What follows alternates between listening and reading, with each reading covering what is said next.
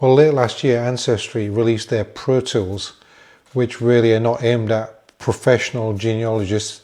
They're aimed at everybody, and they're really expecting everybody to pay $10 a month or $120 a year here in the US to use Pro Tools on top of the subscriptions we already pay to use their databases and on top of anything with DNA. So in this video, I wanted to look at what's already there, what the Pro Tools bring, a quick overview, give you my thoughts on that, and at the end, I'll talk about some strategies within how I would best use Pro Tools and not spend a lot of money doing that. There are other tools outside of Ancestry. I've made videos about these in the past. I'll put them in the comments below if you're interested there, but there are other options. So if you want to and like Ancestry Pro Tools, there's often different ways of doing that. Now, Ancestry said there's 4 changes to their system, or 4 additions, would you like, which are charts and reports, tree checker, maps, and lists and filters. I'd break that into 5 because I want to look at the fan feature. I don't really think it belongs in the charts and reports, and is actually one of the more useful features that Ancestry has brought out. So let's look at what it used to be, or what it currently looks like without a subscription. Then we'll look at what the Pro Tools, and then we'll talk about what a strategy might be. So as I said, there was 5 different areas that the Pro Tools have improved, so to speak, and 3 of them already exist in Ancestry. So let's take a quick look and remind ourselves of what's available already. In front of us is the fan, which is a fairly new feature as well, and it's on the main tree, so we can select the fan up here.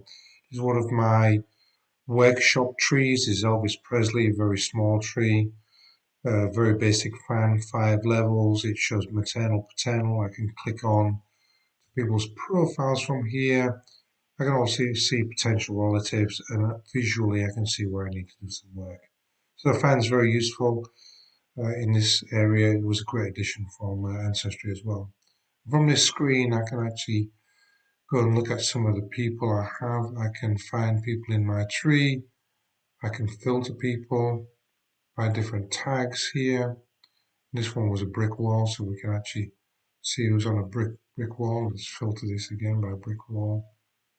Do it, and we have 2 people here that are brick walls, so that these filters really help me in my research, but it's very basic, and I can list all the people from here and see what I've got. Very small tree, very basic list. And let's go back to the main tree here. Also, beyond the fan and beyond the people list is the map functionality. I'll go back to one of my relatives here, my great grandfather, and you can see here in the life story, not many people use this functionality, I believe, but it's very, very useful, again, as a visual tool to see where the events in his life happened. So I can see here in England, and zoom out a little bit, give it some context. You can see from this little icon here, this is where he was born. He lived some of his life. There's a marriage icon here, occupation icon, and the other one, let's click on there. That little gravestone here is obviously death. And then here, for all census records, interestingly enough, this is mapped incorrectly. And these are actually Ancestry sources. So this 5 should be down here with this 3. But for whatever reason, Ancestry has mapped it up here to the north of England when it should be here in the Hull area of Humberside. But again, very useful, and I'll probably have to go back and change it. So that's a quick review of where we currently stand on Ancestry functionality. So let's go back into Ancestry. We'll do the upgrade to Pro Tools, and then we'll see what we have from there. So we paid our $10, and now we've upgraded to Pro Tools. So let's take a look at what that's brought us. And again, I'm not going to go into this in a lot of detail. All of these Pro Tools are very, very simple to use. But here we are back at the fan, and we saw without Pro Tools, this is pretty much what it looks like.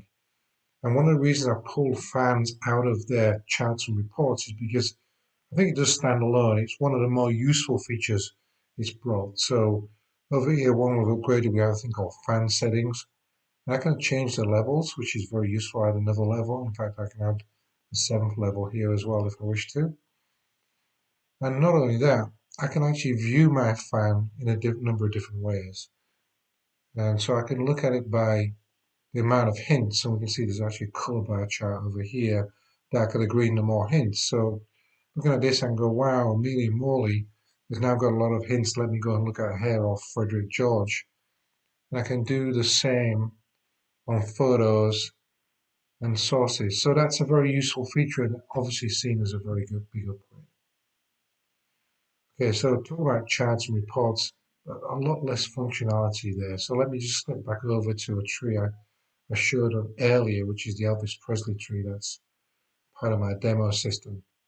And we'll look at the charts and reports here. Let's go here, charts and reports. And this is just basic entry level stuff, I'm afraid.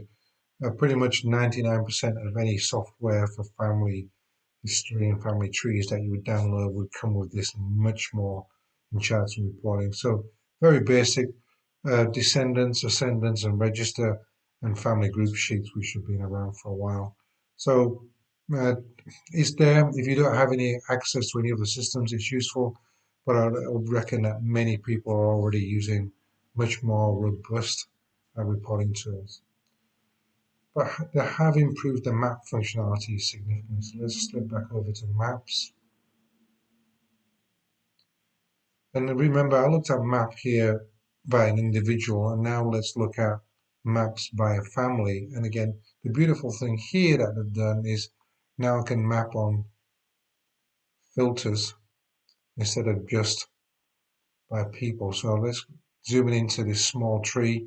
This is the reason I did it. And now I can see as I zoom in, start to break down by location, and I can see who's in that location.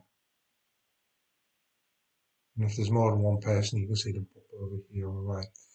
And what I could do is I could actually, let's say I'm going to Mississippi archives, I could actually look at all the people just in Mississippi, and that will give me a breakdown of Mississippi. So very useful, standard Google Map type functions where I can zoom in and move around. Again, very useful, a good improvement to Ancestry. You'll find some things like this in other tools as well, but they've really done a good job here. So let's go back over to my bigger tree, and we'll look at filters and the tree checker functionality that everybody's been waiting for. So let me pop back over here and look at where we were before. I'm going over to the list and filter functionality we do find in tree, list all people. And again, this looks very much like the all people list we had before, but before it was just the name here. Now we have filtered by more filters. And here the Pro Tools edition, we can see the old tag ones we had before. And I can now filter this list, maternal, in a number of different ways, and actually can filter down. So if I was, for instance, interested in all my family in a certain area, like I was in maps, I can go to, let's say a lot of my family lived in Hull in Yorkshire. We can bring this Hull, Yorkshire, England. And we can see a list of people, and then I can manipulate this, drop this to a spreadsheet. I can move things around. By dropping to a spreadsheet, I do it this way, by the way. There's no functionality. I just pull it across. But anyway, here I can see which ones I've got hints on. I can also see which ones we have potential errors, which is that just little exclamation mark here. So let me just click on that, see what the error is there. And also, almost it's always, in my case, possible duplicates. And this is because it's looking at near births of siblings. So in fact, Eliza and Elizabeth Dixon are actually two different people. I know that from research, and that's not uncommon for the Victorians or that period to reuse names. So definitely two different periods here. And let me go back to the list of all people here. And we can do for the hints, and again, we can change these things around. It's useful. There's a number of ways of doing this outside of Ancestry if you really wish to. But let's take a little bit longer look at the tree checker, and let me go back to the Elvis Presley tree that we had before. I've put some errors into Martha, so let me click on Martha here, go to her profile. Again, you can see the exclamation mark with a dot here. Looks yellow actually, or maybe it's not changing color, but anyway. So what I did is I deliberately put in a child born to Martha when she was 10. That's come up as an error. And I put a test marriage there after she's married. So you'll see these kind of things. This, again, useful. It's really not checking your tree per se, it's really checking the logic. And again, I wish Ancestry had this all along. And I really don't understand why they're charging for this, because Ancestry is built upon hints, and hints often are generated from other trees. And the more accurate all trees are, the better it is for everybody. So that's a tool that really I don't think is adding any value in terms of adding to your subscription cost. I can see where it comes in the fan, I can see where it comes into the maps, but I can't see why they would be charging for reports and charts, which are very, very basic, and certainly not this tree check. And so there you have it. That's a quick look at the Pro Tools, and I suspect they're going to change a bit over time. The current subscription cost here in the US is $10 a month. That's $120 a year, and it's absolutely not worth $120 a year. For many genealogists, we will already have systems in place where we can do the kind of checks and put out much better reports and charts. The fans and the maps are great, but they should be included. They're always putting prices up anyway. They should be included in the next go around. But what I would say as a strategy is I would subscribe for $10 and use that particular month to go and clean all your errors up and do some real big work in the Pro Tools area, then cancel and do your normal genealogy until you want to do that next time. So don't do this in a blanket way. Do it very targeted. Pay your $10. I would suggest most people looking at this to correct the trees, go in and correct your trees as much as possible. Use your month subscription to do all the other fancy stuff, then cancel it. So you're only paying $20 or $20 a year to do that. Anyway, I hope you found this video useful. If you have, please subscribe to my channel and like the video.